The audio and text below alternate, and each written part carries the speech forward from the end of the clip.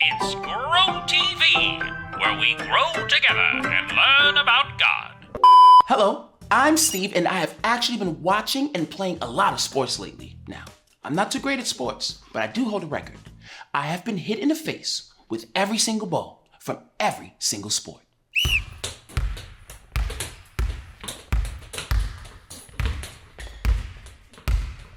So, I've been thinking, you know how there are referees in sports? These are the people who watch the game closely to make sure that the rules are being followed so that everyone is safe. But what if a referee followed me around everywhere I went, calling fouls and stuff? Now that would be something. You know, friends, I used to want to be a referee. I actually got to try to be a referee in the basketball league at my church. I actually think I was pretty good. That water break was too long, Pastor. 2 foul shots for the other team. Your shoes don't match your socks. Fashion foul, 2 shots. Technical foul on the youth, Pastor. No laughing on my court. In fact, you're out of here. They said I took it too seriously or something, but I was just trying to keep the peace. Those church basketball leagues can get pretty nasty. Refereeing is a tough gig, but somebody's got to do it. What I've learned, and the best thing to do when trying to figure out how to keep the peace, is to stop things before they happen. Let me give you an instance, an example, a happenstance, a common sense. What did you say to me? What did you say to me? Nuh-uh, you first. Don't you tell me what to do. Okay.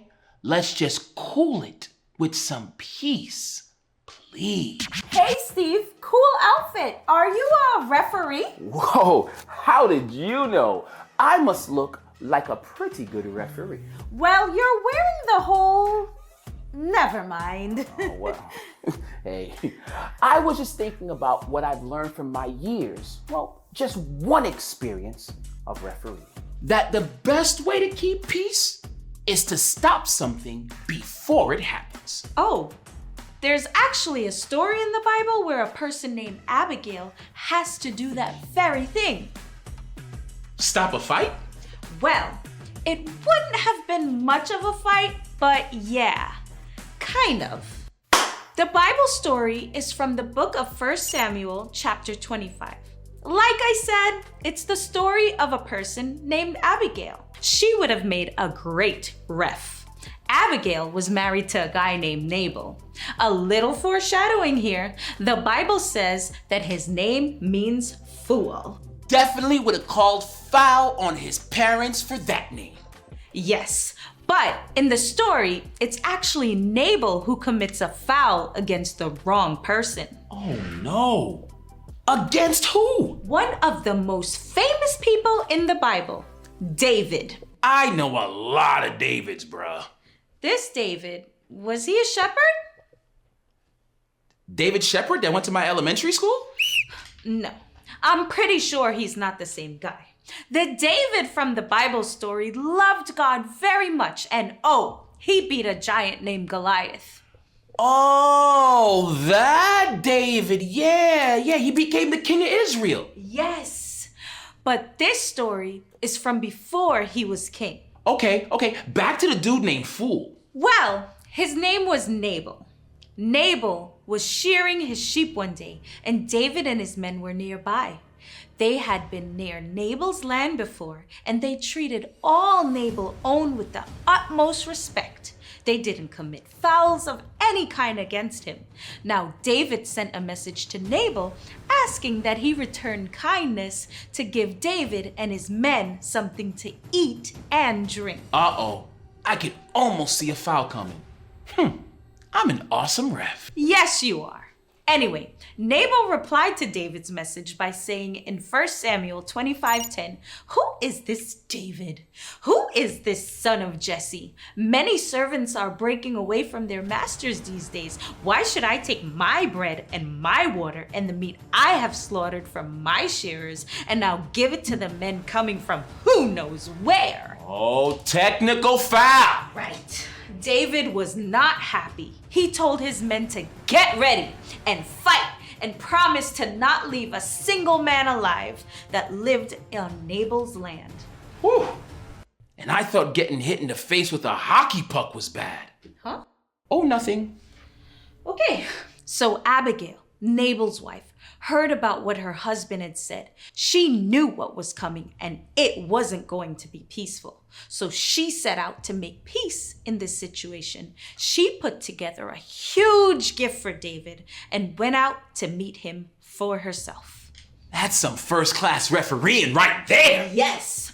1 Samuel 25:23 says, when Abigail saw David, she quickly got off of her donkey and bowed down before David with her face to the ground.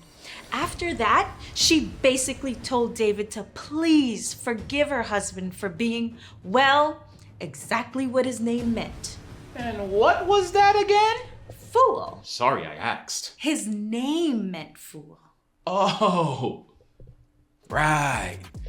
David believed that God had sent Abigail, and he thought she was pretty great. So he accepted her gift and decided not to pay back Nabal for his foul against him. God sent Abigail to David because making peace is part of God's game plan. What a cool story. Suspense, near tragedy, a donkey, a good ending. It had it all. The Bible never disappoints. So, I guess you didn't have to be a referee to keep the peace. We all have opportunities to do it every day. And when we decide to keep the peace, we're playing by God's game plan. Exactly. Like when you hear somebody say something mean about someone or post something mean about someone, you can make a game plan to be the one to step up and say something kind and encourage others to be more peaceful. Or if you see people fighting over something, you can be the one to point out another way to solve their issues other than fighting. Or if you see a friend about to make a really foolish decision like the one Nabal made in the Bible story, saying a gentle word to steer them clear of disaster is a great game plan to keep the peace. I think you're getting it. Abigail saw the opportunity to make peace, and she took it. We can do the same every day because making peace is part of God's game plan. I had a great time refereeing, getting hit in the face, and learning Bible stuff with you today. It's always a fun time to grow together. See you next time. Bye.